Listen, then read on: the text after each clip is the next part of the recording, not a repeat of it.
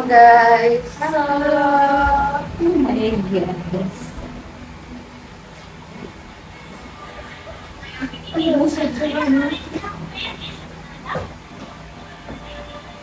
Dari mana?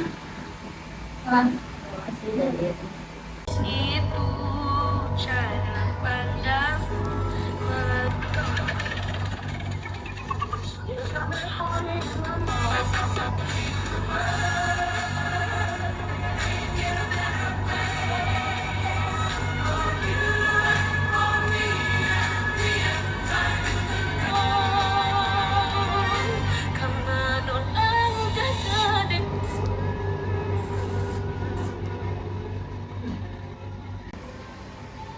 Guys, lihat deh berita ini. Kau nahanin kereta kita, Kak.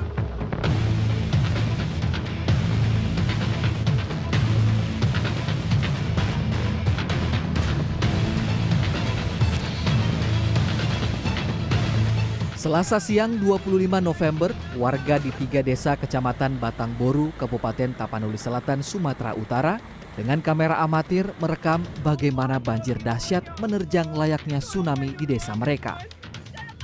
Air dengan ketinggian hingga atap rumah mengalir deras menerjang rumah-rumah di permukiman di desa Aek Garoga, Huta Godang, dan Aek Ngadol, Tapanuli Selatan. Melihat air dengan cepat menerjang, warga menyelamatkan diri bersama keluarga mereka. Usai air menyapu permukiman, kerusakan dahsyat pun terlihat. Rumah-rumah hancur, jalanan tertutup lumpur, dan bongkahan kayu besar. Salah satu warga bernama Ranto Panggabean yang ditemui di lokasi usai banjir menuturkan banyak warga yang terjebak di rumah mereka. Jujur ya, tiap lihat berita tentang bencana tuh aku merasa cemas gitu loh. Kayak gimana kalau misalkan bencana itu terjadi tiba-tiba? Bisa nggak sih bencana itu kita cegah? Setahu aku bencana nggak bisa dicegah, soalnya kan itu juga karena faktor alam ya, kan tak terduga gitu kan. Tapi resiko sama dampaknya itu bisa loh dikurangin gitu. Berarti bencana sama risiko bencana itu sama ya? Atau gimana? Nah, jadi guys, rupanya bencana itu dan resiko bencana berbeda loh. Menurut UNDRR tahun 2017, bencana terjadi ketika kondisi bahaya berinteraksi langsung dengan kerentanan dan juga kapasitas yang tidak memadai. Nah, jadi bencana seperti banjir, tanah longsor, gunung meletus, tsunami, atau kekeringan bisa terjadi karena proses geofisika, lalu klimatologi, lalu juga hidrometeorologi. Namun resikonya itu jadi lebih besar dan berpengaruh dengan kepadatan penduduk, lalu juga infrastruktur dan kondisi topologi dan semacamnya, juga kesiapsiagaan masyarakatnya. Oh gitu. Soalnya ini aku nyari kan, nah, yang dari Naila bilang itu tuh mirip sama konsep PRB, pengurangan risiko bencana. Makanya itu tuh PRB itu tuh serangkaian upaya yang dilakukan supaya dampak bencana itu bisa dikurangin bahkan sebelum bencananya itu terjadi gitu. Jadi penanganannya itu dimulai sebelum bencana itu terjadi. Terus juga langkah awalnya katanya kenali dulu bahayanya, terus abis itu ngelihat siapa sih yang paling rentan di lingkungan itu. Terus juga bagaimana sih kemampuan masyarakat itu menghadapi bencana supaya dapat diketahui nih apa yang masih perlu diperkuat dari lingkungan tersebut. Nah, dari proses itulah disusun berbagai langkah pencegahan, mitigasi, kesiapsiagaan, sehingga ketika bencana itu terjadi, masyarakat itu udah siap dan resiko serta dampaknya itu jadi lebih minim gitu loh. Oh gitu, jadi PRB ini bukan cuma soal evakuasi ya, tapi juga soal perencanaan untuk masa depan gitu. Iya sih Bang, PRB ini fokusnya ke perancangan, jadi masyarakat bisa lebih siap. Dan juga penting nggak sih PRB ini untuk kelanjutan nanti gitu, nggak hanya untuk di jangka pendek doang. Bener banget. Terus pemerintah itu perannya sebenarnya apa sih di PRB? Besar banget sih ini ya dari yang aku cari. Kalau misalnya pemerintah tuh perannya mulai dari bikin regulasi, terus bikin tata ruang yang berbasis resiko, sampai bahkan koordinasi antar lembaganya juga kayak gitu. Nah kalau misalnya di tingkat nasional itu tuh ada yang namanya BNPB. Kalau misalnya di daerah berarti kayak di Sumbar itu ada yang namanya BPBD. Nah mereka nih yang ngelakuin pemetaan resiko, terus edukasi ke masyarakat juga, ngelakuin simulasi dan juga ngasih kesiapsiagaan kepada masyarakat ketika ada bencana nantinya kayak gitu sih peran pemerintah. Terus pas tanggap darurat juga pemerintah tuh perannya penting banget, dimana mulai dari evakuasi, terus pengelolaan, pengungsian, sampai kayak penyediaan kebutuhan dasar serta pencegahan trauma psikososial itu juga pemerintah ada peran di situ gitu. Oh, berarti kalau misalnya koordinasi dari pemerintah aja nggak bagus, berarti dampaknya bisa lebih parah gitu ya kalau misalnya pemerintah nggak ikut andil gitu kan? Iya. Betul banget. Tapi tunggu, aku penasaran sih. PRB ini bukannya hanya untuk daerah rawan bencana ya? Oh, enggak dong Bang. PRB ini juga bisa diterapkan di daerah yang jarang terjadi bencana.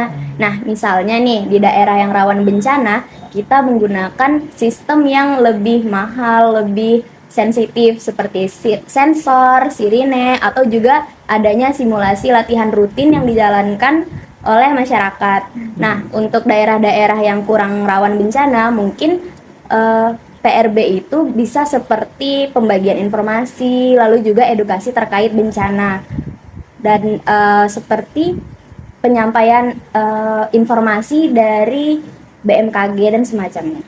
Tapi ya daerah yang jarang terjadi bencana itu biasanya lengah nggak sih dengan hal-hal kayak itu? Karena kan mereka tuh jarang, jadi kayak cuek-cuek aja nggak sih terkait hal tersebut? Bener banget. Iya, benar. Tapi tadi di video itu ada istilah galodo. Galodo itu sebenarnya apa sih? Nah kalau galodo itu sebenarnya istilah lokal gitu loh, dimana galodo ini sebenarnya bahasa daerah yang digunakan untuk menjelaskan banjir bandang. Nah kalau banjir bandang itu kan ada air, lumpur, kayu, berbatuan juga, dan biasanya itu terjadi secara cepat untuk arusnya. Nah kalau untuk galodo ini biasanya terjadi kayak di daerah sungai, terus yang lerengnya tinggi ataupun curam, terus tanahnya yang mudah erosi juga, dan sering dipicu hujan ekstrim. Oh gitu. Makanya korban jiwa itu selalu tinggi. Soalnya tuh masyarakat tuh nggak punya banyak waktu buat evakuasi. Betul. Tapi penyebab galodo itu nggak cuma faktor alam tahu. Iya, dari yang aku baca katanya seperti penebangan hutan, lalu juga faktor kerusakan lingkungan itu berpengaruh banget sama bencana galodo itu. Regulasi penebangan pohon itu juga penting tahu untuk mencegah bencana seperti banjir yang terjadi kayak di video tadi itu tuh, karena kan pohon itu kan fungsi akarnya untuk menahan tanah kan dari hujan yang deras gitu. Nah misalnya nih kita motong atau kita tebang pohon tanpa diiringi dengan reboisasi, jadi tanah itu nggak kokoh lagi karena akar pohonnya mati ketika hujan datang ya kebawa sama air hujan gitu. Jadi itulah yang menyebabkan galodo. Kan kemarin tuh yang di video di Sumbar itu dan di Pulau Sumatera kan banjirnya tuh banyak tuh batang-batang pohon yang kebawa arus, itu karena penebangan pohon tanpa aturan tadi gitu. Oh makanya kalau misalnya pohon itu ditebang sembarangan, terus tanahnya jadi gampang erosi, sedimen itu pun juga mudah masuk. Jadinya ini ya pas hujan deras langsung banjir bandang nggak sih? Berarti regulasi penebangan pohon itu bagian dari mitigasi bencana ya? Iya sih. Iya.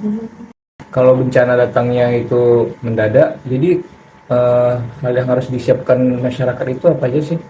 Kalau untuk disiapin masyarakat mungkin ada beberapa hal ya. Kayak yang pertama itu masyarakat tuh harus tahu dulu sih jenis bencana yang terjadi di lingkungannya. Jadi misalnya kayak banjir kah atau gempa kah gitu. Baru tuh juga harus mengetahui nih jalur evakuasinya gimana. Kan biasanya pemerintah daerah tuh udah netapin tuh titik rawannya mana, terus titik kumpulnya di mana, dan jalurnya kemana gitu. Dan yang ketiga, masyarakat juga harus aware gitu dengan tanda-tanda atau peringatan yang diberikan oleh daerah gitu. Nah, dan juga biasanya dari daerah sendiri atau dari pemerintah sendiri tuh udah nyiapin kayak latihan rutin. Kayak di Sumbar kemarin itu di Padang itu ada tsunami drill ya tanggal 5 November kan. Nah itu tuh, jadi kalau misalnya rutin kayak gitu tuh masyarakat menjadi lebih siap gitu loh untuk menghadapi bencana yang mungkin akan terjadi. Dan ketika masyarakat siap, jadi tuh resiko dan dampaknya tuh jadi lebih minim, jadi nggak sebesar itu gitu. Terus juga ternyata ada penelitian itu yang nunjukin kalau misalnya masyarakat, semakin sering masyarakat ngikuti simulasi, semakin siap dan jadi nggak panik gitu masyarakatnya. Nah, kesiapsiagaan bencana itu ternyata bukan soal evakuasi aja.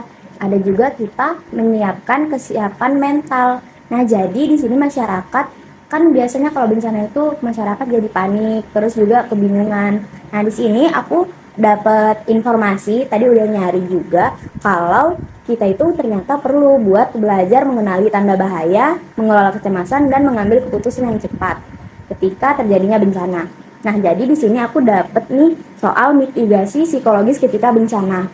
Nah, di sini mitigasi ini bentuknya itu pencegahan supaya masyarakat bisa mengelola rasa cemas, lalu juga bisa punya kontrol diri dan juga bisa mengambil keputusan yang lebih rasional. Nah, kesiapsiagaan bencana ini bukan hanya soal memahami prosedur teknis aja. Jadi ketika terjadi bencana, kita tahu kemana evakuasinya. Nah, itu bukan itu saja yang mau kita pahami, tapi juga ada kesiapan psikologis. Jadi masyarakat perlu dilatih untuk mengenali tanda bahaya, sehingga ketika terjadi bencana, masyarakat sudah tahu harus kemana dan tidak merasa panik. Jadi masyarakat bisa mengelola rasa cemasnya itu gitu. Nah, terus karena pesan resiko ini harus disampaikan dengan lebih jelas sesuai dengan bahasa yang dipahami oleh masyarakat supaya tidak terjadi kesalahpahaman gitu. Terus ada lagi deh di sini. Nah, latihan dan simulasi bencana ini ternyata mampu meningkatkan rasa percaya diri, lalu juga kemampuan coping serta mengurangi kepanikan saat situasi darurat. Makanya komunikasi risiko itu harus jelas dan empatik ya. Benar-benar. Nah, tapi kan tadi kan kita sempat bahas tentang PRB kan. Tadi aku nemu nih kalau misalnya di PRB itu ada salah satu komponen yang penting, namanya tuh EWS atau Early Warning System, guys. Oh, EWS itu cuma alat sensor doang. Kan. Nah, kalau misalnya di EWS itu atau Early Warning System ini ada 4 komponen. Yang pertama itu kayak pengetahuan risiko, terus pemantauan, penyebaran informasi, dan juga respon dari masyarakat. Nah iya, terus aku juga dapat nih di daerah rawan itu EWS-nya bisa pakai sensor curah hujan, terus ketinggian air, sirine, SMS, dan peringatan EWS lainnya. Nah, contoh penerapan EWS di wilayah yang rawan itu harus dirancang dengan sistem yang lebih kompleks, dimana karena di sini tuh kan ancamannya lebih sering datang kan, jadi EWS-nya tuh harus lebih siap gitu di saat-saat yang tidak terduga, dimana biasanya tuh dimulai dari pemetaan dulu, pemetaan daerah berisikonya di mana aja, terus pemasangan alat pemantau kayak sensor curah hujan tadi, terus sensor gempa, kemudian ada juga namanya kamera pemantauan sungai, terus ada juga buoy untuk mendeteksi tsunami. Terus setelah itu baru tuh pemerintah kasih sistem penyampaian peringatan yang cepat kayak yang tadi lewat sirine, lewat SMS dari BNPB atau BMKG, terus radio dari pengeras suara masjid bisa juga, atau dari pos ronda. Dan ada juga namanya yang aplikasi peringatan dini dari BMKG. Terus tapi dari teknologi tadi itu aja itu nggak cukup, karena percuma kan kalau misalnya ada teknologi peringatan tapi warganya nggak paham nih apa yang diperingatin gitu. Nah, jadi warga juga harus tahu apa yang harus dilakukan ketika peringatan muncul. Makanya dari situ pelatihan, simulasi kayak evakuasi dan pembentukan relawan desa itu penting buat masyarakat bisa benar-benar siap dan tidak panik pas bencana tuh datang gitu. Kayak tadi kan Ivan jelasin tuh yang tentang di rawan bencana kan. Terus aku tadi nyari kalau misalnya di jarang bencana itu EWS ini perlu nggak sih? Ternyata EWS ini tetap ada gitu loh, tapi fungsinya berbeda. Jadi kayak lebih ke benar-benar untuk membantu masyarakat memahami bencananya gitu. Nah, jadi itu karena jarang terjadi kan, jadi sistemnya tuh nggak harus serumit dan semahal di yang rawan terjadi. Katanya biasanya itu yang penting itu adalah informasi resiko dari bencananya, jalur komunikasinya bagaimana, edukasi yang dilakukannya itu juga secara sederhana, misalnya kayak dari grup WhatsApp desa atau RT RW gitu, dan juga dari BMKG tadi. Dan ini tuh tantangannya lebih besar sih kayaknya, karena masyarakatnya kan mikir kayak oh jarang terjadi nih, jadi kayak lebih cuek dan lengah gitu loh. Padahal kayak misalnya kayak peringatan rutin, diskusi dan latihan-latihan rutin itu juga bisa membantu gitu kan. Nah, EWS yang baik itu katanya punya 4 unsur utama. Yang pertama itu pengetahuan risiko, yang kedua itu sistem pemantauan dan peringatan, yang ketiga itu penyampaian informasi yang mudah dipahami dan kemampuan masyarakat untuk merespon. Nah, kalau misalnya 4 komponen tadi itu nggak ada, EWS ini bisa gagal gitu. Dan juga EWS itu harus berpusat pada masyarakat, jadi mudah diakses dan mudah dipahami dari setiap kalangan seperti anak-anak, orang dewasa, bahkan masyarakat yang punya tuli atau masalah pendengaran dan lain sebagainya itu juga harus bisa untuk mengakses terkait bencana ini gitu. Tapi sistem secanggih apapun nggak bakal jalan kalau masyarakatnya pasif nggak sih? Makanya itu ada pengurangan risiko bencana berbasis masyarakat. Nah, ini merupakan cara mengurangi risiko bencana dengan melibatkan masyarakat secara langsung. Nah, di mana warga jadi peran utama dalam semua proses pengelolaan risiko bencana. Nah, masyarakat ini dilibatkan dari identifikasi risiko, perencanaan, dan bahkan pelaksanaan sampai evaluasinya. Gitu. Nah, selain masyarakat, pemuda sama mahasiswa itu juga punya peran penting tau. Betul, makanya kita tuh sebagai agen perubahan, penyampai informasi ilmiah, dan juga fasilitator kegiatan. Terus kalau nggak salah tuh ada loh kayak kelompok siaga bencana yang di desa gitu.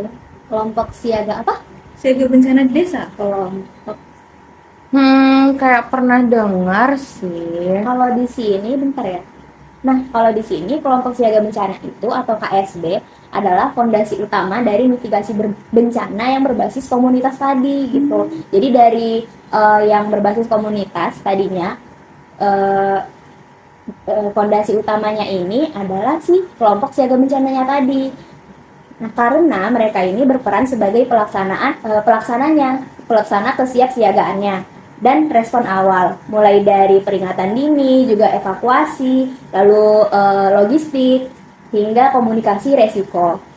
Kemudian KSB ini, dengan adanya KSB ini, desa bisa menjadi lebih mandiri dan tidak sepenuhnya bergantung kepada bantuan eksternal, misalnya kayak instansi-instansi tertentu atau pemerintah, karena memang sudah ada di desanya masing-masing. Terus ada lagi nggak ya? Oh, penguatan kapasitas KSB ini dilakukan melalui pelatihan, peringatan dini, dan pelatihan pertolongan pertama yang terbukti meningkatkan kemampuan komunitas dalam merespon bencana. Jadi PRB itu bukan cuma soal bencana, Tapi soal kesiapan, lingkungan, dan kerjasama. Nah, bencananya mungkin nggak bisa kita cegah, tapi resikonya itu bisa dikurangi.